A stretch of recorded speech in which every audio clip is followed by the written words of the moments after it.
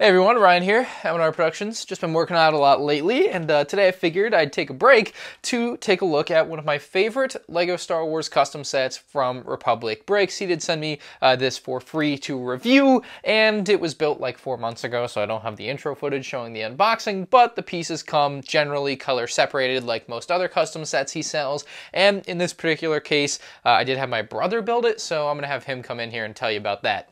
Matt. He'll be right in. I told everyone that you built this because you did, and I told them that you would tell them what the building experience was like. And I can't edit that out. I don't know yet. You don't know yet. You built it 4 months ago. You know before. It's not bad. I've built a lot worse. That's probably the best. Genuinely not a bad build. What about what you're building right now? It's a little repetitive right now. This is not repetitive as far as I remember. I mean, the tiling looks pretty. Yeah, but it's simple because it's, you just throw in a little blue. Yeah, it's an easy repetitive, not an annoying. You'll see it in a video soon. Empire over Jeddah, get ready. So you would say building the world map was worse than this? Yes. So what do you have to say about this? It sucks. Don't buy this. The world map or the invisible hand? Map. Buy the invisible hand. Do you know how much the invisible hand costs? It is a custom set, so it's different. But 500? Yeah, it's 600 right now. Don't break my invisible hand. Very close there. Okay, all right. Well, there you have it from the chicken's mouth. What's the horse's mouth? I don't know the saying. There's a saying. Anyway, like we were saying, this is $600, so it is not cheap, but I feel like in the world of custom LEGO Star Wars models, it's about what you would expect to pay. We'll delve into the details here in a second, but I also look at this as the type of set that LEGO will never make, and that's when I feel like custom sets are really more worth it than their price might seem to a lot of people. And the reason I say I don't think it's a set LEGO will ever make is because in 2011, there was a LEGO Ideas project that reached 10,000 supporters. 11 years later, and LEGO Star Wars still has not acted on that support for the invisible hand. So to me, that screams that they do not care that fans wanted that set in 2011. I would still love to see LEGO come out with a UCS invisible hand or a UCS Venator, which we're going to pull up and put next to this because it's obviously a great combo of sets. But my hope for a set like this in LEGO is just rock bottom, given that I rediscovered that LEGO Ideas project. And I was like, oh yeah, 11 years and nothing. I guess the only thing you could look at is they did make the Malevolence in 2012, which is similar, but it's still not the invisible hand that people obviously wanted and 10,000 people voted for. So like, maybe one day, 2025, Anyway, I'll bring you in close and we'll take a look at the good and the bad of the RB invisible hand. So I think the external beauty of this thing cannot be denied. It is one of the best looking sets that Republic Bricks sells, and it's something that I am going to happily display on my shelf behind me. I think it looks even better than that Clone Wars MTT and the UCS Venator that he sent me. This thing is phenomenal looking to me because they went with a very tiled off design. So there's very few studs showing. And if LEGO ever does make a set on this, I would assume it would have many more studs showing. Just having something tiled off throughout the entire body of it is just something LEGO doesn't really do. Even on something like the UCS Imperial Shuttle there, they put in a ton of studs on the top when they really could have tiled it off, but they want to go for that look that is LEGO, right? So this thing has a couple issues. The first of which being the stand. I love the way the stand looks. It is pretty sturdy for the set, but it's also something that's only connected with a couple of studs and therefore can fall off really easily. This is a known issue and it's just something you kind of have to deal with if you end up with one of these. Now for me, obviously, this is a display set, and so it really doesn't matter that the stand is something that is hard to get the thing on, but once it's on, you just put it on the shelf and it doesn't matter, right? So I just look at that as an unfortunate side effect of having such a beautiful design. I don't think it's a deal breaker, but it is something to be aware of.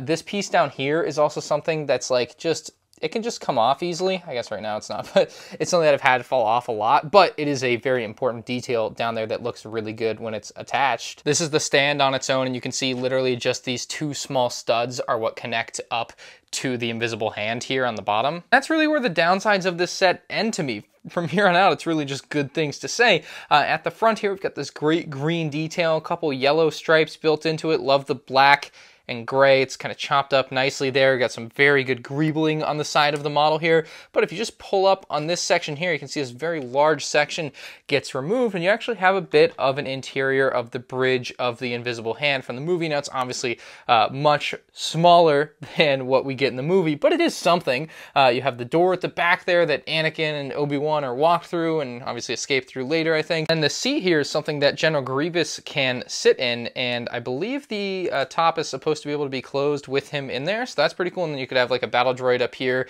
with these very nice translucent green control panels. I think it's a great accent color that really pops on this set, so you can just pop this right back on top with your character like Grievous in there. You can see it's just very smooth. You couldn't even tell really that it's something that comes off until you just start pulling at it, which is something that I really, oh, I guess he's out of his proper spot in a seat, so I guess you do have to be careful with the exact positioning to get it to go back. Anyway, solid interior space, not something that I need on a set like this, you know, but you have the space, you may as well. I don't think it costs them anything extra to pop it in there, and I think it's a much better interior section than we got on that UCS Venator, and it's much easier to access, more importantly. That thing is a pain to access the interior for, and on this one, it's not. So I am very, very happy with that. You can see everything coming to a great angle at the front of the Invisible Hand here. Just a great shot of it there. Just looks so menacing. We've got some cool like antenna pieces popping out of the bottom and on top there. The antennas are just something that are on there pretty strongly, so you don't have to worry too much about them falling off. You would think that they would be a weak point. They really don't seem to be. Again, with that lime green color, it just really pops. I'm a huge fan. We have more blue striping. We have the hanger here, and the hanger is something else that has an actual access point. So if you pull up on the side of this ship and pull away, you can actually get inside of the hangar. Now, somewhat unfortunately, there are no like micro vulture droids or MTTs or Obi-Wan and Anakin starfighters in here.